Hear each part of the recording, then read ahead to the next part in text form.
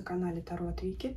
Сегодня смотрим с вами расклад на отношения в паре и о том, какие перспективы могут иметь эти отношения. Что мешает, что помогает. В принципе, может быть, расклад покажет, вместе вы или не вместе сейчас. Расклад будет на один вариант, на колоде Ленорман. Такая новая колода. Кому интересно посмотреть. Кстати, спасибо большое за ваши донаты. Мне очень приятно. Именно донаты ваши идут на покупку новых колод.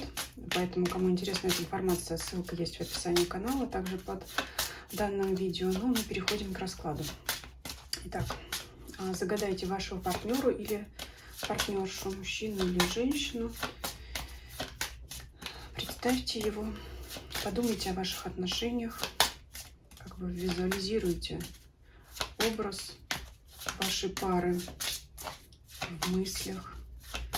Представьте вас рядом друг с другом.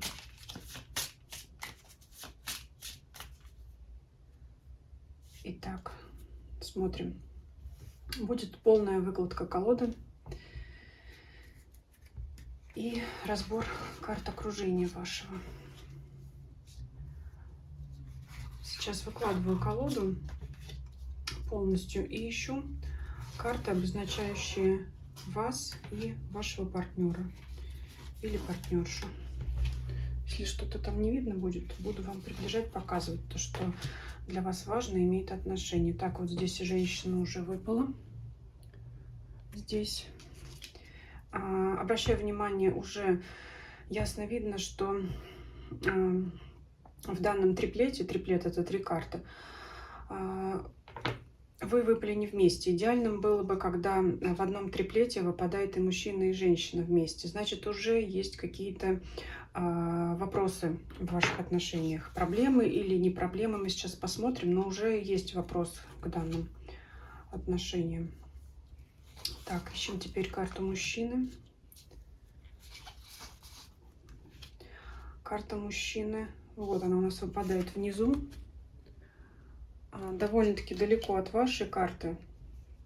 Сейчас буду дальше пояснять, пока доложу до конца расклад. Довольно-таки далеко от вашей карты. Это означает, что либо вы сейчас не вместе. Действительно, это означает расстояние. Если вы рядом, это означает расстояние ваше на эмоциональном уровне. То есть вы можете находиться физически вместе, даже проживать в одном доме, но вы не вместе. Сейчас давайте смотреть. Все проблемы, которые в ваших отношениях, это все карты между вами. Итак, для начала начнем. Давайте с женщины, коль уж выпадает первая женщина. Итак, мы смотрим. Во-первых, позиция в верхнем ряду говорит о том, что женщина более мечтательна. То есть это позиция, знаете, как у Ленорман, позиция к небесам туда. Это в мечтах, в ожиданиях, может быть, в иллюзиях даже. Но вот женщина сейчас пребывает в мыслях. В принципе-то у нас здесь букет, медведь, прекрасные карты. То есть женщина благожелательно настроена к мужчине. Ну, позже скажу, мужчина, собственно, также настроен. Уже настрой друг к другу позитивный. Это уже хорошо, несмотря на то, что выпали не рядом. А дальше будем разбирать. Женщина считает своего мужчину защитником и опорой. И у кого-то, кстати, это может быть впрямую конфетно-букетный период. У кого-то это просто романтические отношения. То есть само отношение человека позитивное к вам. Смотрите, смотря к мужчине, да, мы смотрим, может и мужчина, и женщина загадывать.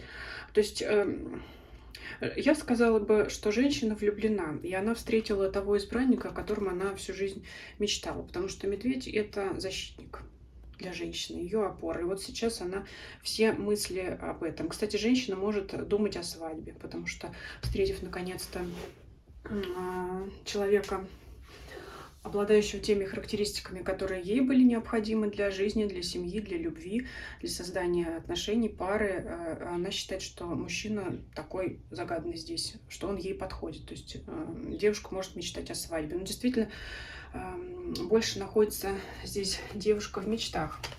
а мужчина находится в нижнем ряду. Ну, в данной паре, в данном раскладе, я думаю, не случайно, потому что позиция нижнего ряда — это приближение у нас к Земле, да, кто-то в небесах мечтает, кто-то более приближенный к реальности у нас. Так вот, мужчина у нас скорее человек дела, человек занятой, может быть, погруженный в работу в настоящий момент или всегда. Человек трудолюбивый, не знающий отдыха, который занимается. В общем, все его действия, вся его деятельность направлена на реализацию мечты в реальность, в том числе и загаданной женщины. По отношению к женщине, к девушке, вот к этой у нас, да, к этой даме, я могу также сказать, что мужчина влюбленный, он встретил по карте звезды, встретил свою любовь и ту девушку, и женщину, о которой мечтал. Аист, я думаю, это общеизвестный символ, традиционный символ семьи. Мы знаем, что кому прилетает аист? К семье, которая ожидает ребенка. Кстати, если у вас уже сложившиеся отношения, это могут быть действительно заботы мужчины о том, чтобы заработать средства на, в общем, содержание ребенка, да, на обеспечение семьи и потомства. То есть здесь, опять же, смотрите, есть варианты для тех, кто недавно познакомился, либо для тех, кто уже давно в отношениях. Безусловно, позитивные друг к другу отношения, но есть, конечно, проблемы, препятствия, причем довольно серьезные. Если это мужчина, которого вы встретили недавно, значит, это человек, который нацелен создать с вами семью по аистам, да, то есть, в принципе-то, люди нашли друг друга по данному раскладу, но существует между вами здесь вот два триплета, которые говорят нам, сейчас раскроют информацию о том, что является проблемой в ваших отношениях. Но в первую очередь здесь я сразу вижу проблему финансов, связанную с работой и карьерой. И если учитывать местоположение мужчины в нижнем ряду, тот, кто у нас более заземлен, скажем так, скорее всего, это проблема именно относящаяся к реальности, к мужчине, который, безусловно, проявляет свое непосредственное влияние на женщину. То есть карты у нас находятся ближе к женщине, но так как она тут вся в мечтах и надеется на опору, на своего мужчину, вот медведь, он у нас тут выпадает как защитник и опора, то это не ее прямые проблемы. Они имеют к ней прямое отношение, но как бы не то, что прямое, вернее, оговорился, скорее косвенное влияние. Но так как у нас мужчина тут у нас приземлен в данном раскладе, то, скорее всего, это его проблемы, которые влияют косвенно на женщину, задевают ее. Что такое рыбы? Рыбы в Ленорман — это деньги, финансы, благосостояние. И по карте метлы, ну, соответственно, наступают проблемы какого рода? Об этом нам раскрывает информацию карта башни. А башня — это всегда официальное учреждение. Первое, что приходит здесь на ум, это возможное увольнение, либо сокращение, либо прочие проблемы на работе, которые, естественно, могут повлиять и на финансовое положение. У кого-то это снижение уровня оплаты труда на работе. То есть это вот то, что стоит между вами. Если это новый союз, то мужчина переживает о том, что он не сможет достаточно зарабатывать, чтобы поддерживать ваши отношения, либо последующий брак, либо нынешние текущие отношения, если вы решите проживать вместе. То есть он очень переживает за свое состояние, за свой статус на работе, как бы там ему хватало средств. Боится, что вот вы останетесь этим недовольны. Но, как я сказала, все-таки, несмотря на то, что карта находится ближе к вам, я рассматриваю эту позицию более относящуюся к мужчине, потому что женщина уверена в мужчине, она не видит в нем этой проблемы. Она есть. Стало быть, по нижнему ряду, по заземлению, она все-таки имеет отношение к мужчине. Поэтому вот имейте в виду, женщины, если вы вдруг там что-то сомневаетесь в поведении мужчины, имейте в виду, он может быть озабочен проблемами сугубо материальными, о том, как поддерживать ваш союз, как сделать так, чтобы вы, ваша семья, и если у вас есть дети, как, в общем-то, поддержать это благосостояние. Я не вижу здесь, знаете, это не бедность, это не нищета, это вот более относится к карте крысы. Вот. Рыбы это именно, знаете, больше как вот богатство, как благосостояние, как рог изобилия. Вот это здесь именно, знаете, сомнения и опасения в том, что сложно очень поддержать уровень жизни именно выше среднего, может быть, да, именно вот когда можно себе позволить все или очень много. Это когда можно не смотреть на ценники в магазинах. То есть вот здесь вопрос в этом. Здесь нет речи о там какой-то бедности, когда люди не могут свести концы с концами. Нет, здесь не стоит вопрос о том, что на жизнь не хватит, а проблема в том, что это опасение, что не хватит на все удовольствия, да, все удовольствия этого мира. Это вот здесь у нас что-то такое.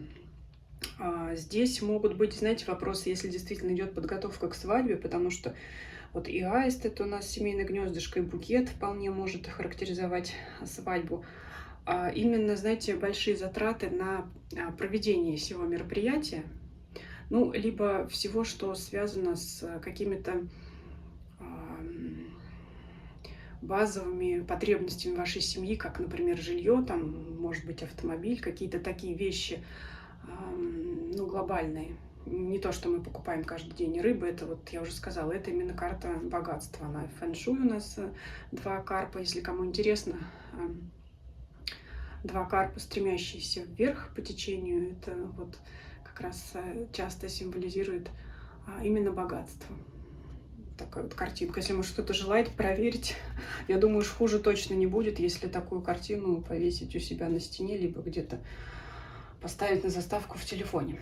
Кстати говоря, да, такие вещи иногда, может быть, кто-то, если в это не верит, сомневается, если просто сделать это, знаете, молча и забыть, то как-то оно вот, не знаю, все равно как-то влияет на наше подсознание и показывает нам в будущем пути и дорожки о том, как это благосостояние повысить. Ну, такая немножко отступление от темы, но дело в том, что гадаем на любовь, а выходят финансовые проблемы. Поэтому вот что, как говорится, что вижу, то и пою, в чем проблемы выходят, такие советы и пытаюсь дать. Так, итак, давайте посмотрим второй триплет, что у нас говорится здесь. Ну, смотрите, первое, что в глаза бросается, это карта все-таки змеи. Это завистники, это мнимые друзья, это родственники, которые под видом того, что они желают вам добра, могут, знаете, благими намерениями услана дорога, знаете куда? То есть злые языки, третьи лица здесь могут влиять на ваш союз. Какие-то обсуждения ваших отношений, вашей пары могут вводить вас в сомнения. Птицы, карта птицы в классической колоде, там совы, это думы, знаете, такие тяжелые ночные думы. Но также это могут быть пустые разговоры. Здесь у нас, давайте все-таки будем отталкиваться от конкретного изображения данной колоды. Тут у нас синички, довольно редкие сейчас птицы, но все-таки еще можно их иногда встретить. Это, ну что такое щебетание, это разговор, это вот что-то где-то чик-чирик, кто-то пропел, а оно, знаете, вам в голову запало, вы начали думать, впадать вот в эти вдумки ненужные. И в итоге вот как змея, это как злые языки. Неосторожно брошенное слово может навести вас на какие-то нехорошие раздумья. В частности, это может быть, знаете, внушение сомнений по поводу честности вашего партнера по отношению к вам. Вы можете начать там кого-то подозревать в изменах, но имейте в виду, это совершенно не имеет к вам никакого отношения. Это все зависть других людей. Вам могут говорить, знаете, такую фразу, мне вспомнился фильм, напишите его название, если кто знает.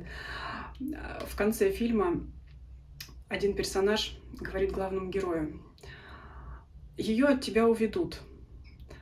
А она не понимает, да просит, по-английски говорит, просит его перевести. Мужчина переводит ей фразу, что тебя, он мне сказал, тебя от меня уведут. Она встает и кричит ему, говорит: меня от него никто не уведет. Вот так же и у вас. То есть это какие-то посторонние взгляды и оценка вашей пары. Это, знаете, как если вы мужчина, то ваши друзья могут оценивать вашу женщину, заглядываться на нее и что-то, какие-то такие делать, знаете, намеки, что, ну, там, я даже не знаю, как описать, в общем, из зависти. То же самое подруги, если женщина смотрит, смотрите, подруги могут завидовать тому, какой у вас мужчина, как он о вас заботится. И лучше не доверяться мнимым друзьям. И знаете, как сказать, лучше не доверять никому, не рассказывать о вашей паре ничего, потому что мнимые друзья, мы узнаем, что они мнимые, только когда уже случилось непоправимое. Когда мы думаем, что все хорошо, то мы же не можем никого ни в чем обвинить, пока не наступили какие-то уже негативные обстоятельства или последствия. Поэтому здесь, чтобы предостеречься, лучше не рассказывать ничего о вашей паре никому. Потому что, ну, именно вот я рассматриваю как злые языки, которые приведут к сомнениям. Я здесь не читаю гроб как расставание, окончание вашего союза по той причине, что слишком уж хорошие карты выпадают рядом с вами.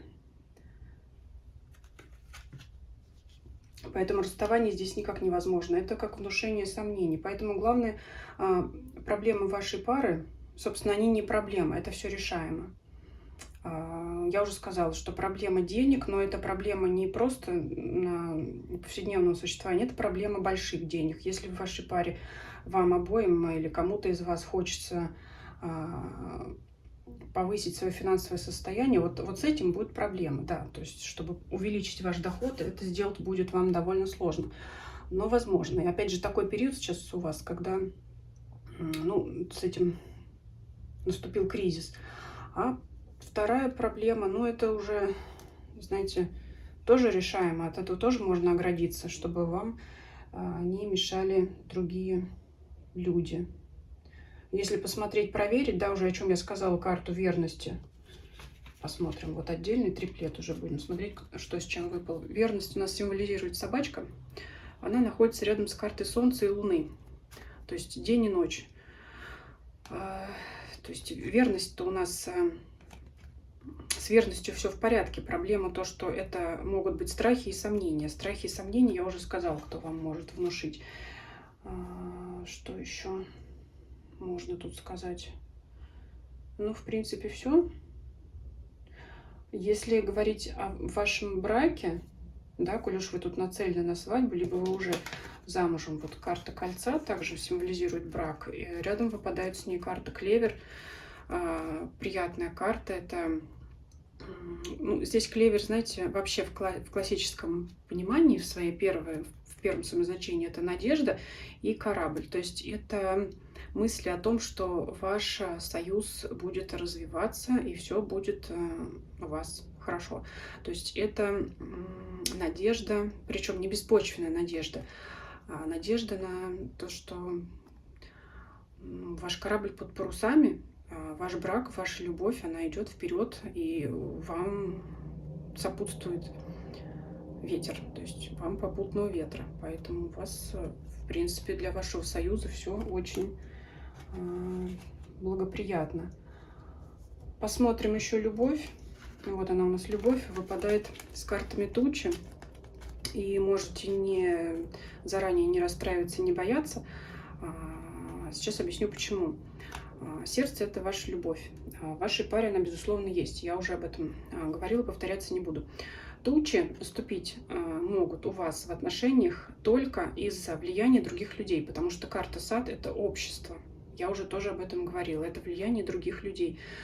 Только лишь посторонняя зависть могут внушить вам негативные мысли, иначе все у вас в порядке будет. Поэтому вот это нужно иметь в виду. Кстати, если кого-то интересует вопрос детей, если вы ждете ваших детей, может быть, кто-то в ожидании сейчас, кто-то мечтает о детях в вашей паре. А вот мы смотрим карта ребенок, карта всадник и карта дом. То есть скоро ваш дом придет ребенок, появится ребенок у вас, другими словами, да, в вашей семье, в вашем жилище. Вот он ребенок, может быть, там и не один, может быть, уже у вас есть, может быть, появится второй, если вы этого хотите. Вот это вопрос детей в ваших отношениях. Ну, это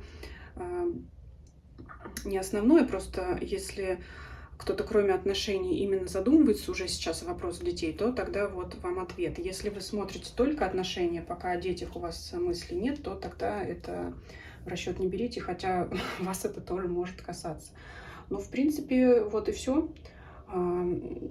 Хороший расклад, несмотря на сложности, несмотря на трудности. Я уже подчеркнула, главное в вашей паре, что вы видите друг друга парой, что женщина видит мужчину рядом с собой такого, какого она хотела, такого, о каком она мечтала. То же самое мужчина встретил свою даму сердца, именно ту девушку, женщину, о которой он мечтал. Поэтому ваша сила, она вот эти вот все преграды победит. Ну и я думаю, что, как я уже сказала, все довольно решаемо. Вопросы с деньгами, скорее всего, они проходящие, но это надо смотреть уже отдельно, потому что это не является предметом нашего сегодняшнего расклада. А вам я желаю счастья. Если вам понравилось видео, ставьте лайки, пишите ваши комментарии, ваше мнение. Очень интересно узнать. Подписывайтесь, кто не подписан. Нажимайте на колокольчик, чтобы не пропустить следующие мои видео. Всем спасибо, всем до свидания.